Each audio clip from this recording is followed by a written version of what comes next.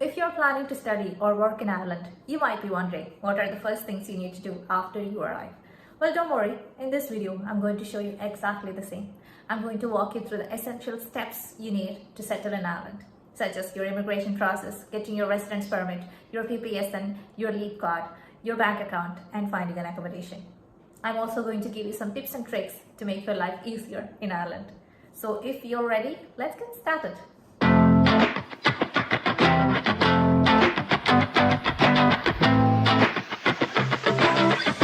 So the first thing to do after landing in Ireland is to go through the immigration process.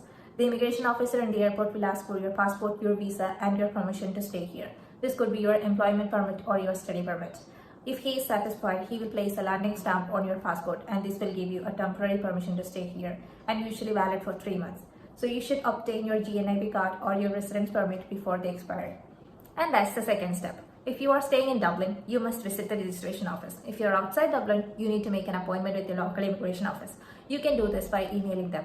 So when you're going for your appointment, you need to have your passport with you, you need to have your employment permit or your student permit with you, and you need to have an address proof. An address proof can be a utility bill, a bank statement, a letter from your employer or your college, or a letter from the hotel that you're staying in. You need to pay them 300 euros by card, and the process time is 2 to 3 weeks, and it will be delivered to your house. The next important thing to do is apply for a personal public service number or a PPSN. A PPS number will give access to your social welfare benefits and your public services. You can do this online by creating an account in My Welfare, My Government ID. You need to upload a copy of your passport, your employment or your study permit, and an address proof. You will receive your public service number by post to your address, and then if you need a physical card, you need to go to a public service allocation center. They will take a picture of you and the card will be posted to you. Next step will be choosing a SIM card. Choose a SIM card that has good coverage in your area. There are various services here. There is Vodafone, Air, Tesco Mobile, and many more. And the SIM card is free, and the monthly recharge will be 15 to 20 euros. The next thing will be opening a bank account. You can choose from any banks here. All the banks are good. Myself, I have an account in Allied Irish Bank or AIB.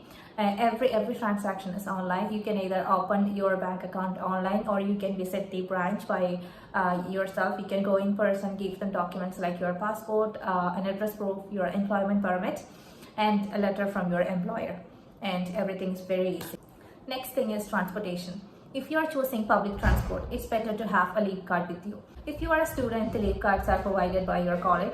And if you are working here, you need to get a leave card from your nearby post office or Centra, which is a convenience store in Ireland. And you can top it up online or either of these stores. Now let me give you some tips before you come to Ireland. Make sure you have at least the temporary accommodation sorted before you book your tickets. The accommodation crisis in Ireland is real. So if you're coming to the major cities like Cork or Dublin, the accommodation crisis is real. So make sure you have at least a temporary accommodation near your college or your working place before you come. You can search for accommodation in Facebook groups, WhatsApp groups, or online by some websites. There is a daft.ie, rent.ie. I can give the descriptions below. Check it out. Another tip for you is to locate your shopping outlets near your accommodation. So make sure you have at least either of these, a Lidl, Aldi, a Tesco, or a Dunnes in your locality. Lidl and Aldi are comparatively cheap to Tesco and Dunnes. Another tip for you, if you are planning to drive here, make sure you get your IDP or international driving permit from your country. This will allow you to drive here for 1 year. So that's everything you need to do in the first week after landing in Ireland. It's not very hard if you have all the documents ready. If you have any questions or comments, please leave them below. Don't forget to like, share, and subscribe to my channel for more videos. I hope this video was helpful for everyone. Thanks for watching. See you in the next one. Bye.